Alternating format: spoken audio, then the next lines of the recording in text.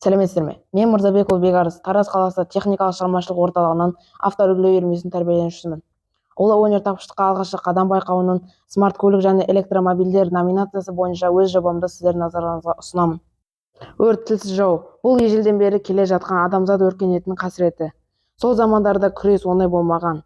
Қазіргі заманауи технологиялар дамуында бұл қасіретті толықтай жеңген жоқ.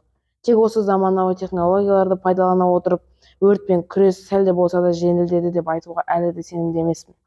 Заманауи үйлердің көбеюі дәстүрлі жолмен өрт сөндіру қиындай түсті. Осыған орай біздің өркениеттері жаңа құрылғылар ойлап табуға мәжбүрлейді. Көп қабатты үйлер өздеріңіз білетіндей қабат үстінде қабат қосып биіктеп келеді. Дәстүрлі жолмен де, яғни сол көп қабатты үйдің бір пәтеріне өрт шыққан жағдайда өрт сөндіруші көлігі келіп, су жеңдерін созып, сатыны көтерем дегенше, онымен қоса өздеріңіз білетіндей өрт сөндіруші көлігінде арнайы резервуардың жоқтығынан үйдің маңындағы гидратқа қосамын дегенше әрбір минуттық уақытты жоғалтады. Уақыт өткен сайын өрт күшейе береді. Осы проблемаларды ескере отырып, өзімнің жобамды таныстырғалы отырмын. Бұл жобаны үйірме жетекшімен бірге жасадық. Тәуелсіздік деп ат қойдық. Өздеріңіз көріп тұрғандай, бұл жобаның ерекшелігі дрон платформасы болуы және кабинасының төбесінде бронзбойт құрылғысы бар. Жоғарыда айтылғандай дәстүрлі жолмен өрт күресу тиімді жолы болады дегенімізге сенімдеміз. Көп қабатты үйге келе салысымен өрттеніп жатқан пәтерді өрт сөндіруші дронны ұшырып, уақыт жоғалтпай су шашып немесе көбік шашып өрт сөндіреді.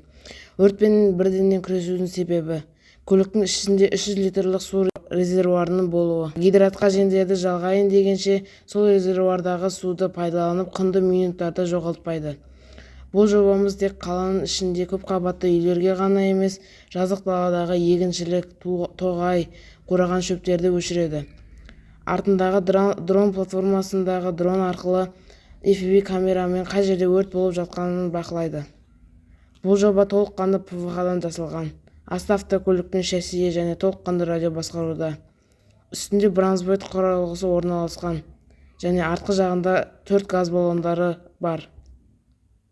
Ол бронзбойт арқылы өрттерді сөндіреді, ал артындағы газ баллондар арқылы ауа қысымымен суларды напормен шығарады. Назарларыңызға жобамызды іс жүзінде көрсетеміз.